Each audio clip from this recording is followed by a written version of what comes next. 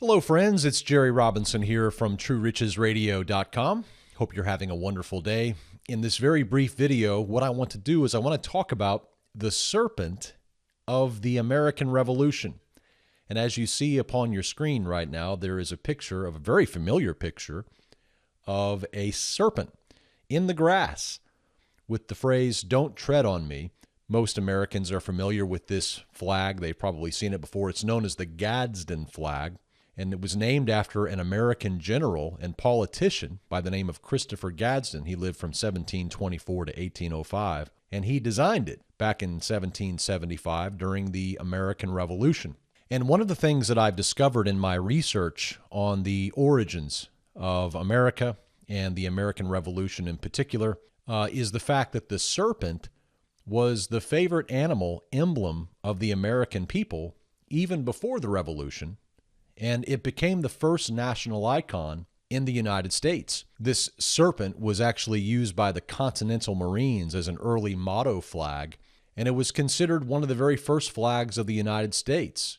In fact, this flag was later replaced by the current Stars and Stripes, or the Old Glory flag. So in other words, before adopting the bald eagle as its national animal symbol, America identified its young nation with the serpent in the grass. And the serpent became a symbol of American patriotism and of the nation as a whole. Here is another interesting image. This is a logo of the secret revolutionary organization known as the Sons of Liberty that was founded by Samuel Adams in the 13 American colonies. And they were, of course, fighting taxation. But there you'll see the serpent right here, along with these guns and a phrase, "Resistance to tyrants is obedience to God." There is the serpent with his little tongue sticking out, as you can clearly see. So there he is again. There's another example of this serpent. This is the first Navy Jack flag, currently only flown by the oldest warship in the U.S. Navy. You'll notice here that the serpent actually has 13 rattles at the very end, each of these, of course, signifying the original 13 colonies. And you may recall or remember this particular image. This was Benjamin Franklin's Join or Die cartoon that he actually ran in his own publication, showing that the serpent was a symbol of the American colonies.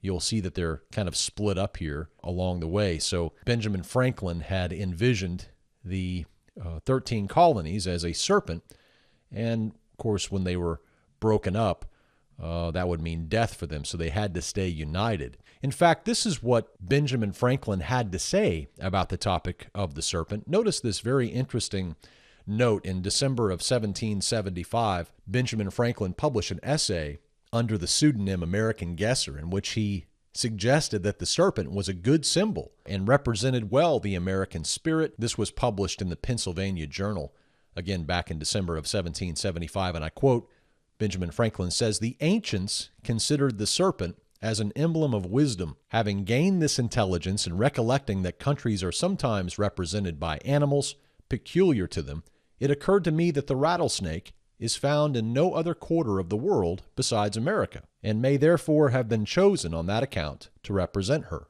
Mr. Franklin continues, "I recollected that her eye excelled in brightness that of any other animal," here in reference to the serpent, "and that she has no eyelids. She may therefore be esteemed an emblem of vigilance. She never begins an attack, nor, when once engaged, ever surrenders. She is therefore an emblem of magnanimity and true courage.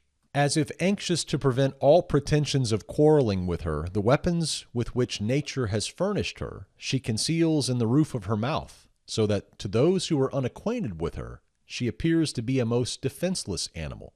And even when those weapons are shown and extended for her defense, they appear weak and contemptible, but their wounds, however small, are decisive and fatal. Conscious of this, she never wounds till she has generously given notice, even to her enemy, and cautioned him against the danger of stepping on her." Mr. Franklin concludes in this piece, "Was I wrong, sir, in thinking this a strong picture of the temper and conduct of America?" So again, Mr. Franklin comparing the serpent with the qualities of an early America.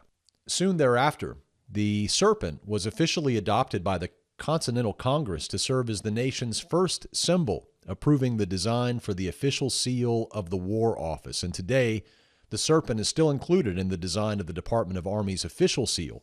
And we can see the serpent right here at the very top. Very interesting illustration, very interesting connection to early America.